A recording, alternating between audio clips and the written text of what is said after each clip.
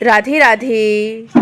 अगर आपने इससे पहले की वीडियो नहीं देखी है तो आप मिस नोडियल ऑफिशियल चैनल पे जाकर देख सकते हैं। चलिए शुरू करते हैं।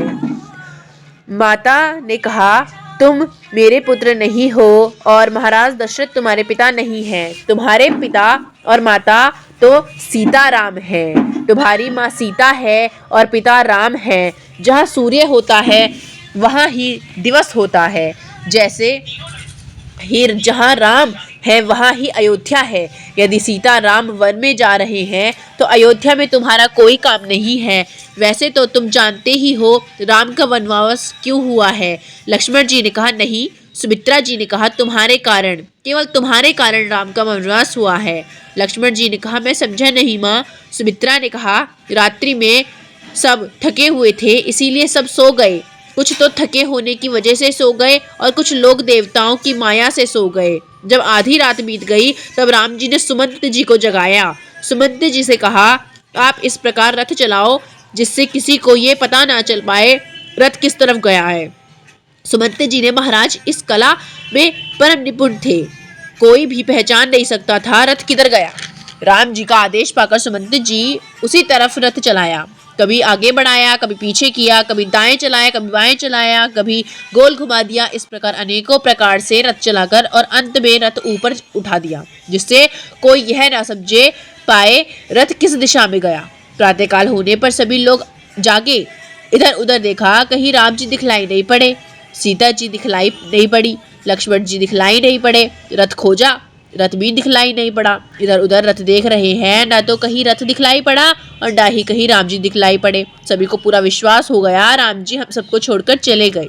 अब तो सभी लोग कहने लग गए, आज अवधवासियों ने संकल्प कर लिया, यदि हम लोग सोते नहीं तो राम जी हमें छोड़कर नहीं जाते। हम लोग सोए हैं इसीलिए राम जी हमें छोड़कर चले गए। आज से जब तक राम जी के दर्शन नहीं हो जाएंगे तब तक हम में से कोई नहीं सोएगा। किसी ने सही ही कहा है, जो सोता है वो खोता है। सभी लोग राम जी के दर्शन के लिए अनेकों प्रकार के नियम कहने लगे।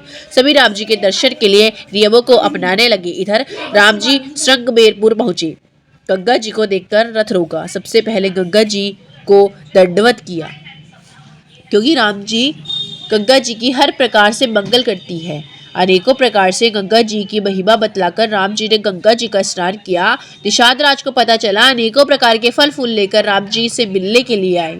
राम जी का स्वागत किया और राम जी से आग्रह किया, आप हमारे घर पर पधारे। तब राम जी ने कहा, मैं 14 वर्ष तक किसी भी गांव नगर पे नहीं जा सकता। मैं मुनियों का जैसा भोजन आचरण करूंगा। निषाद राज ने कहा, आपके लिए ये नियम किसने बनाए। राम जी ने पूरी घटना बता दी। तब निषाद राज ने एक वृक्ष के नीचे राम जी के लिए एक छोटी सी झोपड़ी बन गई। श्रृंगबेरपुर के सभी लोग कहने लग गए, रामचरितमानस में 3 चौपाइयाँ ऐसी है जो कि एक जैसी है। उन 3 में भी 2 चौपाइयाँ में कुछ मात्राओं का अंतर है, परंतु इस चौपाई में कोई भी मात्रा का अंतर भी नहीं है। 2 जगह यह चौपाई आई है और दोनों जगह एक जैसी ही है। स्त्रियां कहती हैं, इनके माता पिता कैसे हैं जिन्होंने इन्हें वन में भेज दिया।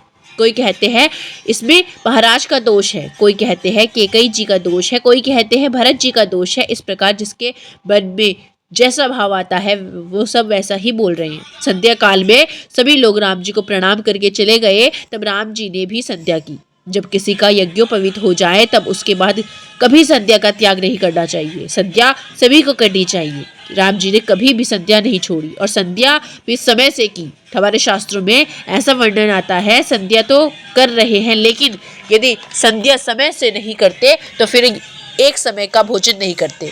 राम जी 3 समय की संध्या समय से करते थे। राम जी ने संध्या संपन्न की।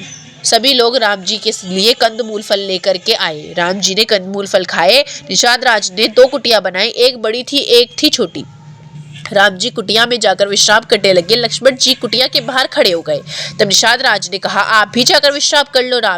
लक्ष्मण जी ने कहा, मैंने प्रण किया है मैं 14 वर्षों तक सोऊंगा ही नहीं, इसीलिए मैं विश्राम नहीं करूंगा। तब निषाद राज ने कहा, विधाता की गति भी बड़ी विचित्र है।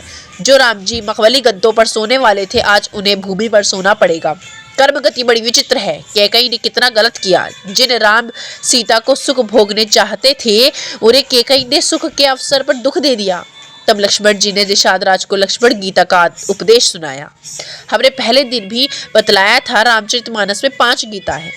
ये मानस की तीसरी गीता है। पहली गुरु गीता होती है, दूसरी शिव गीता होती है, तीसरी लक्ष्मण गीता है, चौथी राम गीता है और 5वीं भुसंडी गीता है।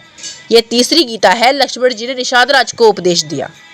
इस संसार में ना तो कोई किसी को सुख देता है और ना ही कोई किसी को दुख देता है। 18 पंक्तियों में लक्ष्मण जी ने गीता का उपदेश दिया, जिसमें 14 पंक्ति चौपाई की है और 4 पंक्ति दोहों की है, अर्थात 2 दोहा और 14 चौपाइयों में लक्ष्मण गीता का उपदेश दिया है। इस लक्ष्मण गीता पर कई दिनों की कथाएं की जा सकती है।